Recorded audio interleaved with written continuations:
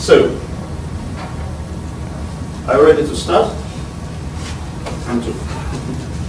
Well, AnyLogic, what we are doing, we are developing AnyLogic simulation software, which is at the moment the leading software in the market, and as to our customer base, according to some estimations, we are on at least on the second place after Arena at the moment. So we have solutions. This is the new solutions I'm going to demonstrate you. One of them is for optimization, design, and analysis of supply chain, and another one for management, transportation operations. And we also do some consulting services, but that's a very minor part of our business. About the geography. So we have 3 offices in North America, in Europe, and in Russia. All the rights, let's say IP rights, etc., are owned by American company, registered for American company. Also, some development is done. Well, let's say most of the development is done in Russia at the moment, and in Europe we have most like sales, consulting, and marketing. Well, let's say very bit of consulting, and mostly that's marketing and sales of our product.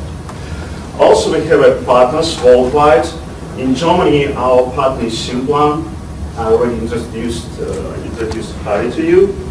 So, and if you have any question about the product, solutions, whatever, feel free to contact him. He will be able to answer everything. If you give me some time.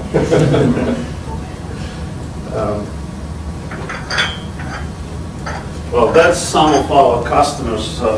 Well, I use this slide mostly to demonstrate that the range of applications for which AnyLogic is being used is very wide. It can be supply chain, it can be manufacturing, it can be spread of disease, some healthcare issues, it can be marketing problems. So the range of applications is very wide, and those companies use that for different purposes. For example, McDonald's, they use it to model the business processes inside the restaurant. Lukoil, they use product for modeling supply chains. PwC, they are doing a lot of different work. And the last project I know they did, that was exactly about the marketing for airlines, how the airline have to develop their business in the future. Well, those guys, they actually do not know much about what for they use the product. But yeah, according to questions, well, some questions we are getting from them, we may just guess they use this for some military problems, obviously. Boeing, that's interesting, but yes, they use it for supply chain. But also, there was one request to model tanks, military tanks. So, I do not know, maybe Boeing was considering to move to this area, I have no idea, or maybe they're already there, but the problem was the problem itself they were trying to address was really interesting. What else? Well, European companies, let's say, should be Rolls-Royce, should be there too, should be here too. Okay, Rolls-Royce, I don't know what is it, but yeah. Rolls-Royce in the UK, they use it for modeling supply chain for aircraft engines, for managing supply chain for aircraft engines, as well as GE doing the same. So the applications areas is really broad. By the way, that's the Strabag, maybe that's interesting too. This is the company which do some optimizations for airports, and they used AnyLogic to do optimization of Frankfurt Airport in Germany.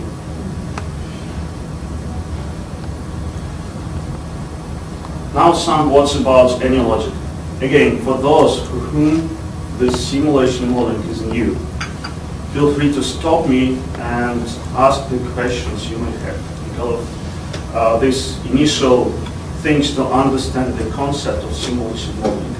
If you are not familiar with that, that's very important to understand the difference between simulation modeling and, let's say, analytical modeling. So I'll try to explain that, but for different people should be different explanations. Modeling itself. Let's assume we have a problem in the real world.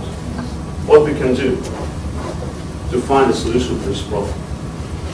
Certainly, we can do experiments in the real world.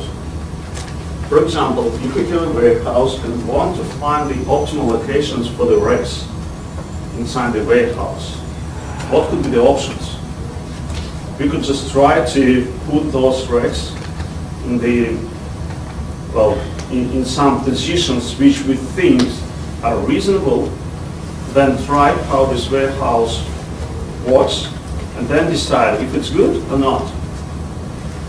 But sorry, for the most of the problems, it doesn't work. By the way, the example I just told you about, do you think this is a realistic one or not? Then just people, it's realistic? You are the first who answered this question right. Yeah, that's true. Customer flow, for optimization of the customer flow, and where to put the wares that you want to sell. Yeah, this is the right answer. So I was surprised. To me, that was completely new to know that many warehouse operators, if this is not big warehouse only, what they do to trying to optimize the space inside or find the optimal location of racks, they just have, well, thought suddenly before they think, before implementation, find some locations for those racks, let's say some reasonable assumptions. Then they implement those variants in reality, physically, and estimate how they work. Because they're saying, okay, to move all these racks, if we hire some cheap, let's say people from cheap people to move that's not too expensive for us. And warehouse is not big to just to spend money for consulting services. So sometimes those experiments in real world, they really works and make sense. But for the most of the problem, what you do, you just abstract from this real world problem. You are trying to create some model. That can be a mental model just in your mind, something, I don't know, which you just trying to describe the problem. It can be analytical model where you are trying to find some functions, equations, whatever, trying to describe the system.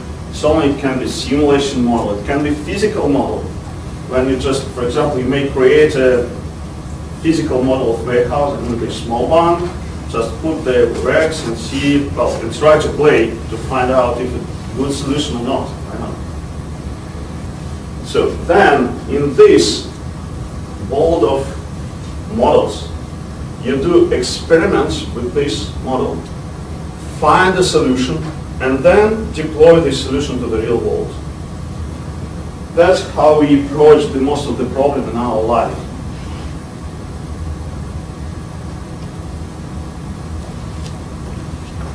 And what is important, this is a risk-free environment, right? So it doesn't cost you much to do experiments here, while only the experiments here will cost you much more. And that's the type of models I already mentioned, and on the next slides we'll mostly talk about simulation models.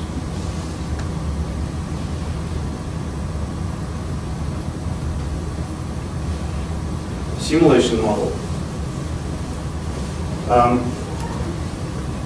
This is like a formal description that I'll try to illustrate. What does it mean? This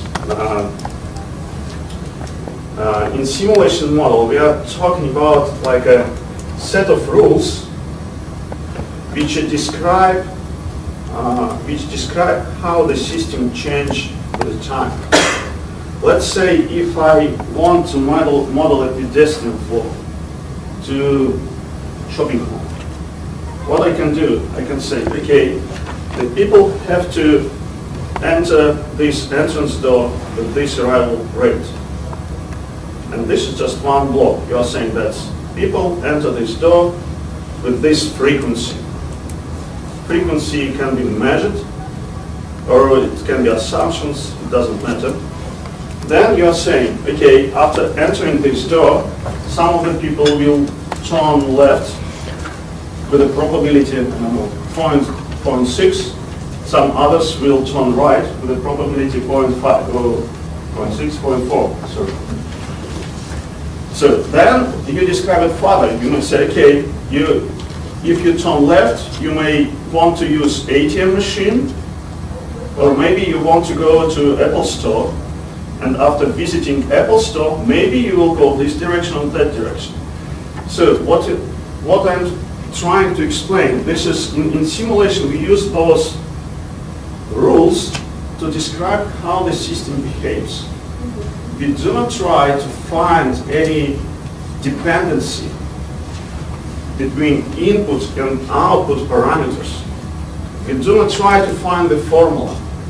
We just describe how it works in the reality. Certainly we omit some of the details of real world. Let's say we may do not think about the physical space. We may do not think about the speed, or just think only about the time, or do the model just only thinking about the time. So we omit some details when we developing the model, but the difference is still there. When we develop simulation model, we describe the rules, how the system behaves, and do not think about this dependency from how the output depends on input. I can give you actually a quite simple example. So I was doing my Global Executive MBA last year, and we had a course on supply chain management. So there are some very well-known formulas how to calculate safety stock, reordering point, etc. And well, those formulas are well known, and most of the people which were visiting this MBA class, they were in the age between 35 to 45. And so they know a lot of things. Some of them even work in this supply chain area, but when we have an assignment to calculate some quite simple supply chain, we had quite many, let's say, outputs. So because, again, that's not what we do every day. See, that's not what we are doing, well, in our day-by-day life. And even if those formulas are quite easy in understanding, and it looks at the beginning that it's very easy to apply those formulas, finally we're faced with quite many issues trying to apply them to the real world. And what I did to verify the results, I did the model within the 5 minutes. We understand what is the correct output, what should be the correct result, and that was the result of our assignment. And we were only one who got, which got A on this assignment finally. So, yeah, maybe that sounds strange, but that's how it works. Even with our kids, well, I have 3 and my oldest daughter is 10 years old.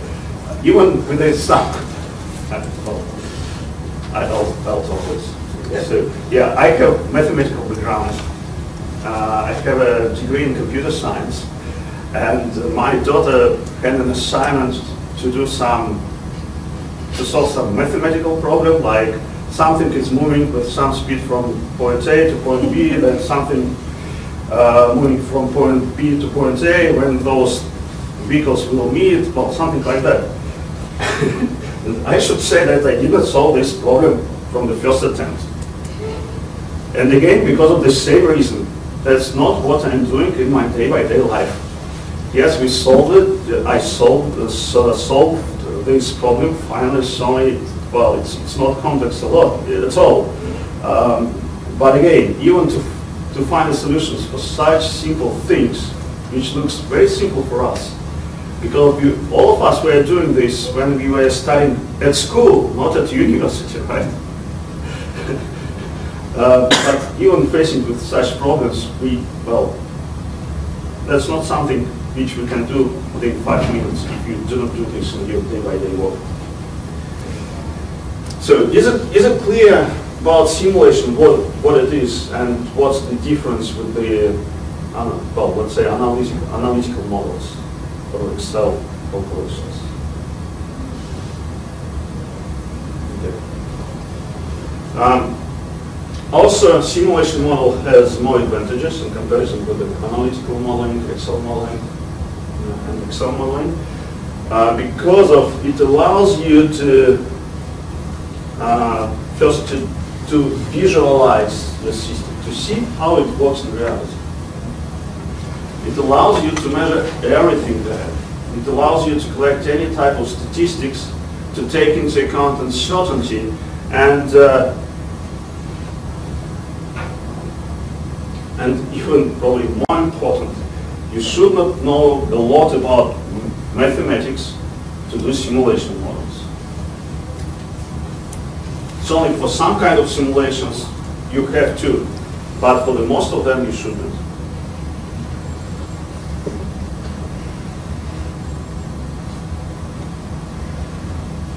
If you look at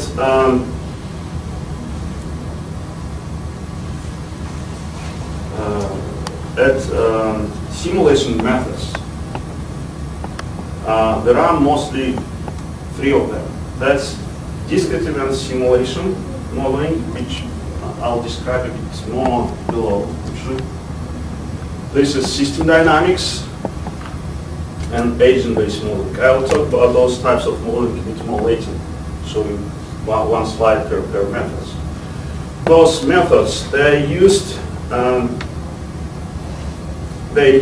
depends on the, let's say, abstraction level. Let's say the more details you want to take into account. If you take this example with the pedestrians which coming into the shopping mall, then probably we want to take into account things like the physical space, the speed of those pedestrians, how those pedestrians influence to each other. So, and that's will be quite low level details. I mean, this is high level details means that we are taking quite many real world details into account developing the model. Then medium abstraction level, that means we mostly talk about the time, for example, how much time it will take to move from point A to point B, and what is the distribution. Means that I can went from point A to point B for 1 minute, I do the same for 1 minute and a half, depending on some conditions, whatever. So, but we are thinking in terms of timings in this case. And high abstraction level, this is very general assumptions, like, okay, if inflation rate will change that much, yeah, this is a big problem in Russia now. Yeah, if inflation rate will change that much, probably that will influence unemployment rate that much. So some very, very general assumptions about the dependencies between various aggregated characteristics. And if you look at the simulation methods which are used on those levels, discrete event is mostly used at this medium abstraction level, system dynamics mostly used at high abstraction level, and agent-based used, well, everywhere. But my question to you, does it mean that we have to always use agent-based modeling? No. Sorry? No. According to Why? our problems. Depends on the problem. Yeah, correct. I would say the following. We have to use the methods which allow us to solve problem faster. Because the time usually is the most critical parameter in any project. If you can solve the problem faster with discrete events modeling or with system dynamics modeling, we have to use those approaches. If we can solve problem faster with agent-based modeling, then use agent-based. So again, that doesn't mean that we always have to use agent-based or agent-based is better than others. No, we have to use approach which allows us to solve the problem faster.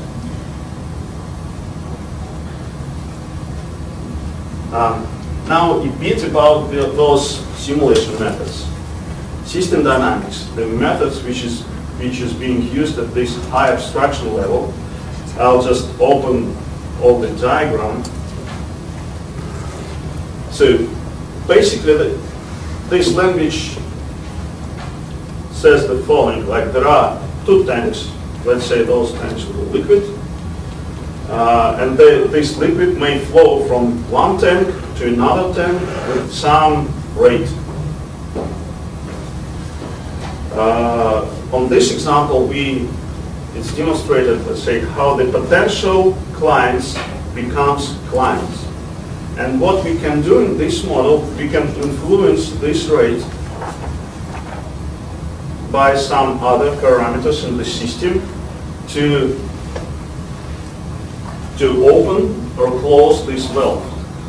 In this way, we may just manage the rate of this flow. Yeah, well, I'm sorry, I understand that the most of you know simulation modeling. I just mostly trying to explain those main concepts for those who are not familiar.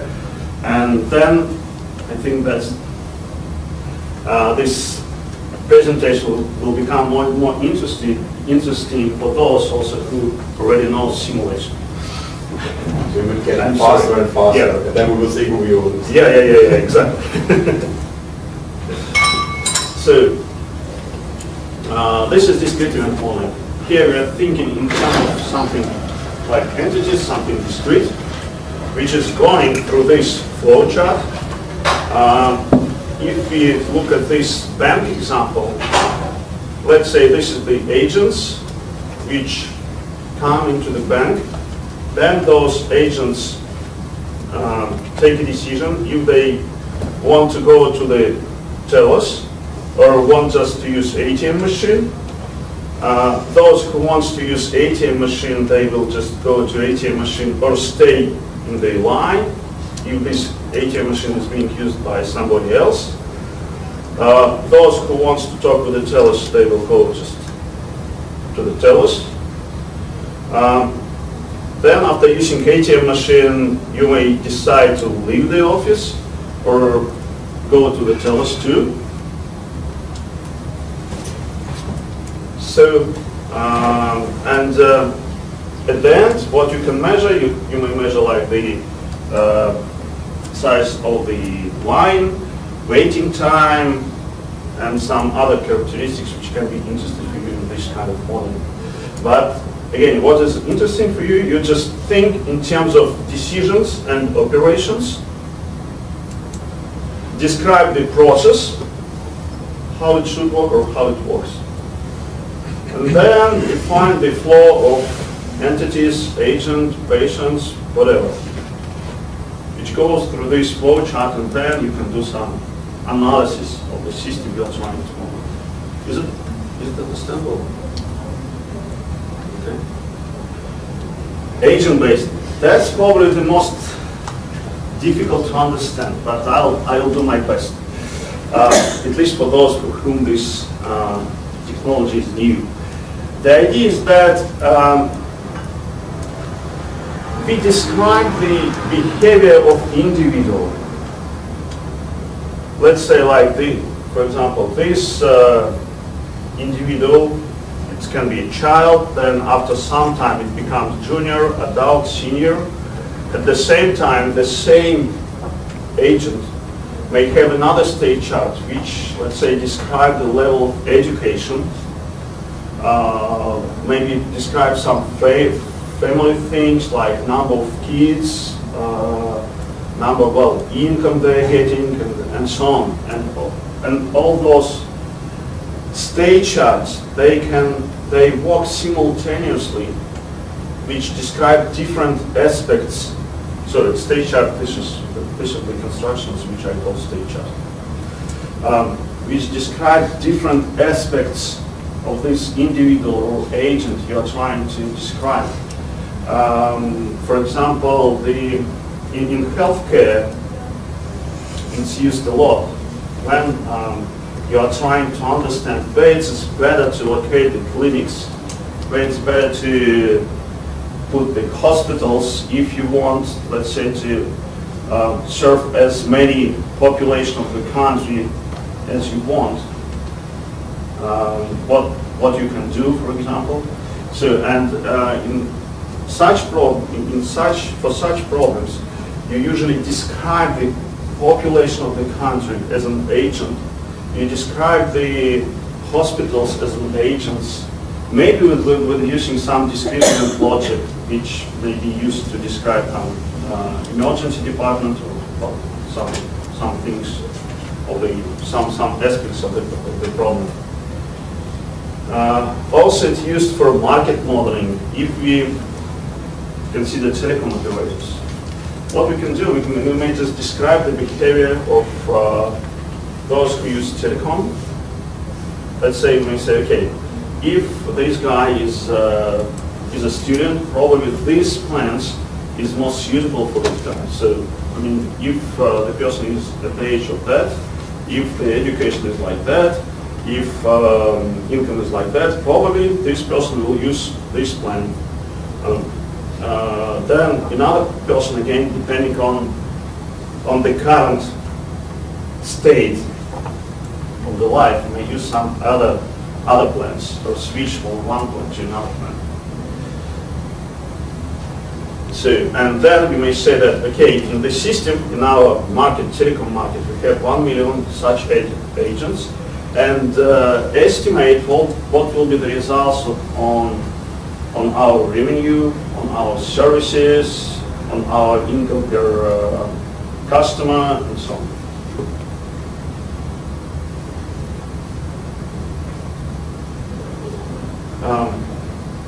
If you look at our competitors, there are a number of tools which are grouped around a particular simulation methods. For example, this is a system dynamic. The most known software tool here is VNC.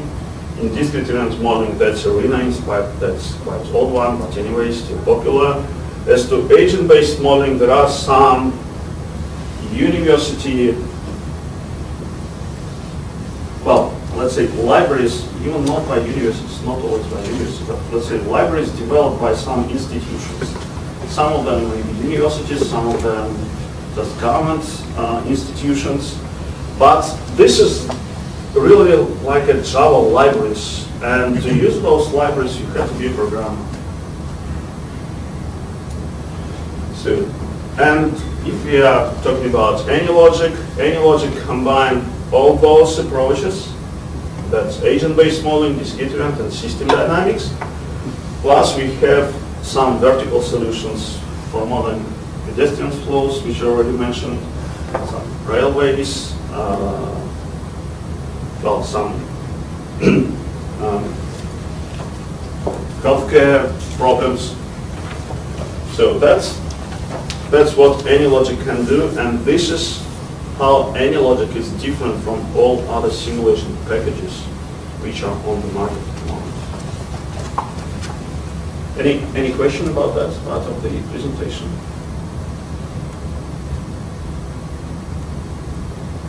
Okay, let's look at some examples.